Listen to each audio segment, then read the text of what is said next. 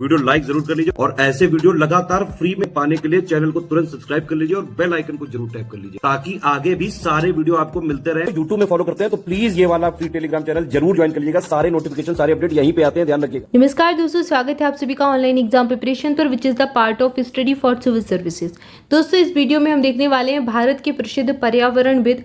भारत में कई सारे पर्यावरण शास्त्री रहे हैं जिन्होंने अलग अलग स्तर पर पर्यावरण की रक्षा के लिए काम किया है और पर्यावरण से संबंधित कई सारे कार्य किए हैं। तो इनको जानते हैं, इनके नाम आज हम पढ़ेंगे और क्या किसने काम किया है ये भी देखेंगे। एग्जाम में ये पूछा भी जाता है। सबसे पहले नाम लिख रहे हैं जादव पायेंग का। जादव पायेंग को भारत का वन पुरुष कहा जाता है। ये भारत के वन पुरुष के नाम से जाने जाते हैं। जादव पायेंग असम राज्य से संबंधित हैं। इनका राज्य कौन सा है? असम।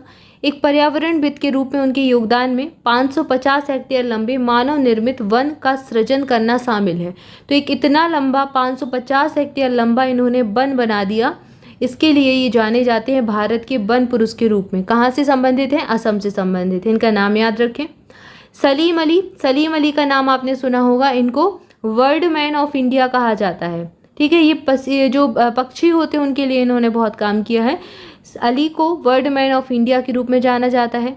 वह एक प्रकृतिवादी और पक्षी विज्ञानी है। एक पर्यावरणविद के रूप में उनके योगदान में भारत में पक्षियों का व्यवस्थित सर्वेक्षण इन्होंने कराया।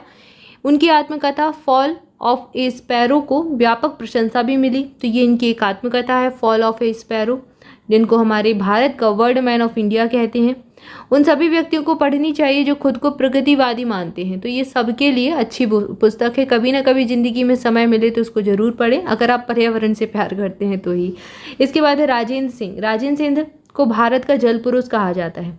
जल पुरुष के रूप में जाने वाले राजेंद्र सिंह ने कुशल जल प्रबंधन और संचयन के लक्ष्य की दिशा में व्यापक काम किया है और ये सब एग्जाम में पूछ चुके हैं। राजेंद्र सिंह का नाम पूछा जा चुका है, सलीम अली का नाम पूछा जा चुका है, मेधा पाटकर का नाम भी पूछ चुके हैं। मेधा पाटकर ये भारत के प्रसिद्ध पर्यावरणविदों में से एक हैं। इन्होंने नर्मदा बचाओ आंदोलन की शुरुआत की थी, इसी के लिए इनका नाम प्रसिद्ध है और ये एग्जाम में पूछा गया है।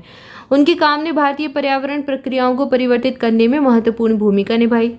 अगला नाम है किंकरी देवी। किंकरी देवी भारत की एक प्रसिद्ध कार्यकर्ता हैं और पर्यावरणविद भी हैं। इन्होंने हिमाचल प्रदेश राज्य में अवैध उत्खनन और खनन के खिलाफ आवाज़ उठाई थी। भारतीय पर्यावरण में उनके उल्लेखनीय योगदान के लिए इनको 1999 में स्त्री शक्ति पुरस्कार जीतने और बीजिंग में अंतर्राष्ट्रीय महिला सम्मेलन में भाग लेने के लिए सक्षम भी बनाया। तो इन्होंने 1999 में स्त्री शक्ति पुरस्कार जीता अपने कामों के लिए, साथ ही साथ बीजिंग के अंतर्राष्ट्रीय महिला सम्मेलन में भी भाग लिया इन्होंने। किंकरी देवी क्या काम किया इन्होंने? अवैध उत्खनन और खनन के खिलाफ हिमाचल प्रदेश में आवाज़ उठाई। अगला नाम है महेश चंद्र मेहता। MC मेहता इनको कहा जाता है। इन्होंने औद्योगिक प्रदूषण रोकने के लिए महत्वपूर्ण भूमिका निभाई।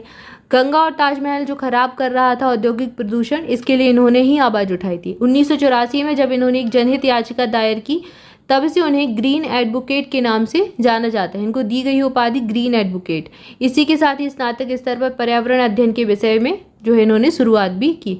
आपने सुना होगा कि जो ताजमहल है, ताजमहल के आसपास के इलाके में औद्योगिक कोई भी काम करना वर्जित है। कोई भी औद्योगिक काम आप नहीं कर सकते, आसपास कोई फैक्ट्री नहीं डाल सकते।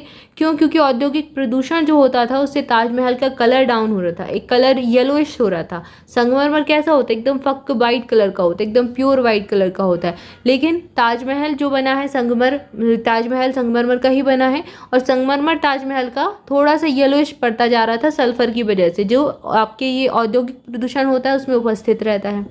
तो इस कारण ही ये सारी चीज़ें हुई जब आवाज़ उठाई गई और देखा गया कि ताजमहल को नुकसान पहुंच रहा है, गंगा नदी प्रदूषित हो रही है, तो फिर वहाँ पर आसपास के क्षेत्र में औद्योगिक प्रदूषण को बैन किया गया। अगला नाम है MS स्वामीनाथन को। इनको भारत में हरित क्रांति का जनक कहा जाता है। आप सबने इकोनॉमिक्स में पढ़ा ही होगा। तो ये स्वामीनाथन जो है ये कृषि अनुसंधान और पादप अनुसंधानिकी पर काम करते थे। उनके काम ने गेहूं की फसलों में एक उच्च प्रौद्योगिकी आविष्कार का उत्पादन किया जिसने भारतीय हरित क्रांति का मार्ग प्रशस्त किया। ठीक है, तो भारत की हरित क्रांति का जनक कहा जाता है MS स्वामीनाथन को। अगर विश्व में पूछे तो नॉर्मन बोरलॉग को। इसके बाद अगला नाम है रविंद्र कुमार सिन्हा। रविंद्र कुमार सिन्हा एक पद्मश्री से सम्मानित भारतीय जीव विज्ञानी और पर्यावरणविद हैं। वह एक अग्रणी शोधकर्ता और वन्यजीव संरक्षणवादी भी हैं जो गंगा डॉल्फिन के संरक्षण के लिए किए गए अपने प्रयासों के लिए प्रसिद्ध हैं। तो इन्होंने किसके ऊपर काम किया? गंगा डॉल्फिन को बचाया। इन्हें भारत में डॉल्फिन मैन के नाम से जाना जाता है। भारत का डॉल्फिन मैन कहते हैं रविंद्र कुमार सिन्हा को। अगला नाम है प्रोफेसर रामदेव मिश्रा। ये भारत के पर्यावरणविद भी हैं और वनस्पति शास्त्री भी हैं और ये भारतीय पारिस्थितिकी के जनक माने जाते हैं, प्रोफेसर रामदेव मिश्रा। इसके बाद अगला नाम है नॉर्मन वोरलॉग का। नॉर्मन अर्नेस्ट वोरलॉग एक अमेरिकी कृषि विज्ञानी हैं। इन्होंने दुनिया भर में उन पहलों की शुरुआत की जिससे कृषि उत्पादन के क्षेत्र में उल्लेखनीय वृद्धि हुई, जिसे हरित क्रांति कहते हैं। हरित क्रांति में क्या हुआ था? कृषि का उत्पादन ही तो बढ़ा था, गेहूं का उत्पादन बढ़ा था, अनाजों का उत्पादन बढ़ा था। ठीक है, तो विश्व में अगर बात करें तो नॉर्मन वोरलॉग का नाम याद रखा जाता है और अगर भारत में बात करें तो MS स्वामीनाथन को इसका श्रेय दिया जाता है। दोनों का नाम याद रखें। वोरलॉग को अक्सर हरित क्रांति का जनक कहा जाता है। अगला नाम है कैलाश सांखला। इनका नाम हाल ही में एक एग्जाम में पूछा गया था। कैलाश सांखला एक भारतीय जीव विज्ञानी और संरक्षणवादी थे।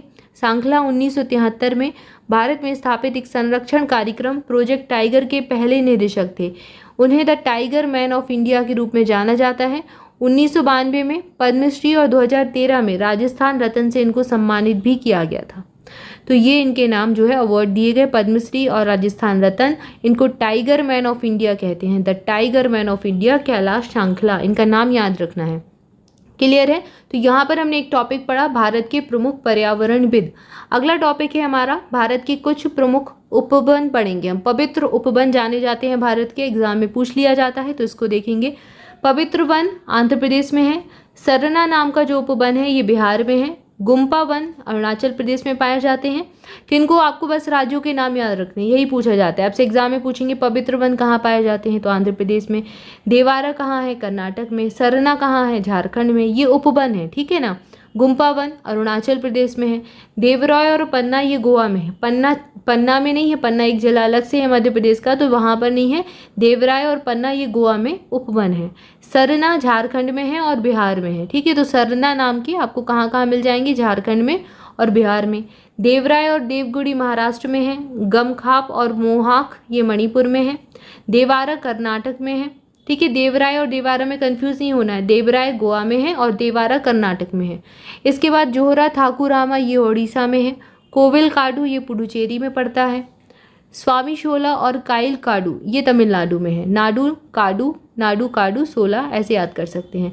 गरम थान और हरी थान, थान जहाँ आ जाए तो बंगाल, पश्चिम बंगाल में चले जाना। ओरांस बेनिस सामलत देह केनक्रिस ये राजस्थान में है। तो ओरांस राजस्थान में है और बेनिस सामलत देह क्रिनक्रिस ये राजस्थान में है। तो वेनिस और ओरांस ऐसे याद कर लें, राजस्थान में है। कीला लिंगदो ये एग्जाम में पूछ चुके हैं। कीला लिंगदो वन कहाँ पर है? और लॉन्गिंग टांग्स ये दोनों ही मेघालय में है, ठीक है। तो कीला लिंगदो याद रखिए और लॉकिंग टांग्स ये दोनों ही मेघालय में है। काउस सारा काबू ये केरल में है और सिफिन ये हिमाचल प्रदेश में है। तो ये अलग अलग राज्यों के उपवनों के नाम हमने देखे जो एग्जाम में पूछ सकते हैं। कुछ एग्जाम में पूछे भी जा चुके हैं। पवित्र वन एक एग्जाम में बना था ये प्रश्न यहाँ से, और कीला लिंगदो से भी प्रश्न बन चुका है, ठीक है। तो यहाँ पर हमने दो टॉपिक आज हमने पढ़े, भारत के प्रमुख पवित्र उपवन और भारत के पर्यावरण विदों के नाम।